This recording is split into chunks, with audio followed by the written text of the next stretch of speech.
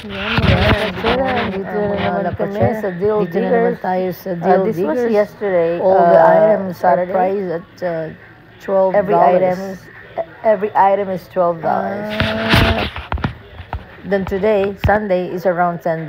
So the way we buy, we just want to make sure it's really like, if it's $12, it would be like at least 50% ang taas niya sa original price or over. So, but my goal is at least the price online should be at least $50 or more unless I really need it.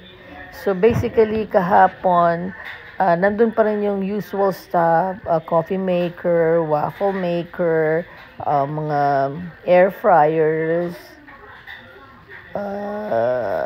mga toys, mga Paw Patrols, Bluey, VTech, marami pa rin siyang chargers. Ang bago kahapon, may mga nakita kong skateboards na mga worth $100 and up. Mga soccer, volleyball, basketball balls, mga Wilson, Spalding, different sizes from 27.5 to 29 something. So may mga linens pa rin. So hindi ako nagpunta nung Friday, which all items are new.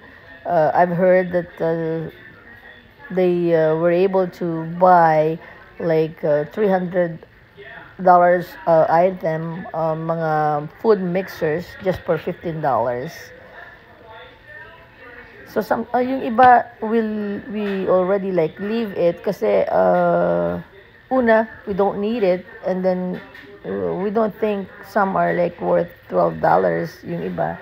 So maybe between 6 to 8. So mas magandang deal. Yeah, marami pa rin siya marami pa rin mga lotions, mga Oral-B, that's good stuff. Yung mga Norelco shavers, those are $79 to $100 item, but I already bought mine, so I will leave it for you to pick it up. Ang kailangan ko lang is yung talagang gagamitin namin, that will not be stuck there.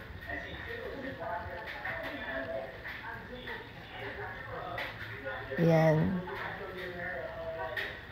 Hopefully maganda to. Maybe there will still be some items left para yung pwede na mag-ipon for like December for gift giving. Yep. May mas maganda pa yung deal nila kaysa sa early bird, 'di ba? Magtutulakan ka pa, and here makakakompleto ka ng gifts mo as early as today.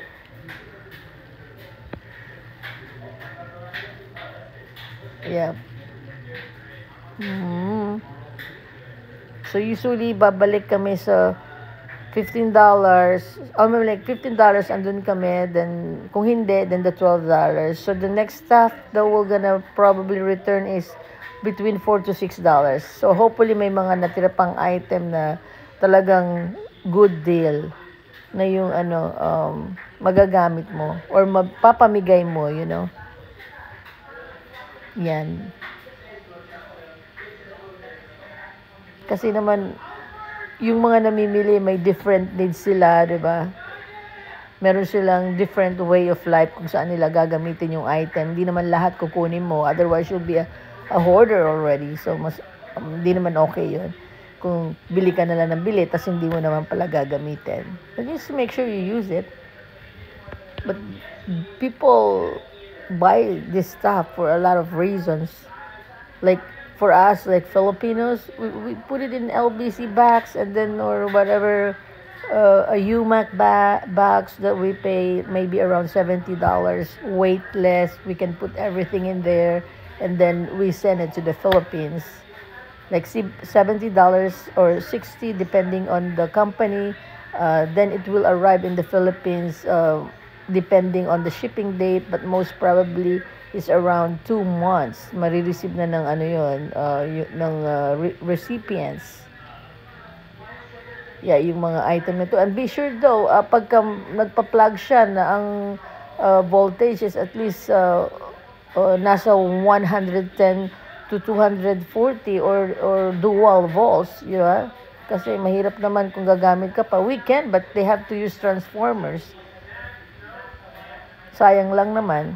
Unless may makita ka rin ng transformers. Kasi minsan pag nagkamali naman ng saksak, so syempre sasabog naman, masisira lang yung appliances. Pero kung iba naman, kung mga chargers and everything, so universal naman yun, you can use the USB. So okay naman siya, or the QB. So, maganda rin ipadala. Kaya nga, mas maganda kung may mga natirang mga lotions and, and creams. Yun ang mga magaganda rin, ipadala. Kasi mahal talaga yun. Yung mga products like Aveeno, andyan na naman siya. Cetaphil, mga katulad niya. Siyempre, mahal din yun. Yan, yung hose na yun is mga $50 steel, yung mga lavender. Ito yung skateboards. Yan, yung mga outdoor stuff kahapon. Mga rolling skates. Ayan, for mga yung sa mga nagkakayak, nagbo-boat, nag-fishing, nag-swimming, mga vest, floating vest. Marami pa rin magagandang klaseng earphones. Yan yung mga bola. Yeah, we bought 2 of those. Yung mga luminous ball. We're gonna send it to the Philippines.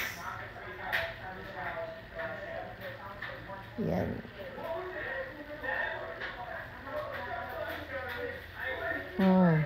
Mga mahilig sa sports. Marami sila kahapon. Mga iPhone, iPads, cases. Dapat alam mo kung anong size yung iPads mo or iPhones. Ito yung mga nabili namin, that one. $49.99 for a steamer. Yeah, $45 Walmart, depende sa Amazon or what.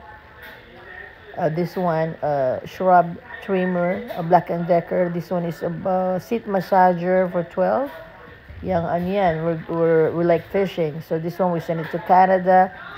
Ayan, Jansport. Tempura Peric.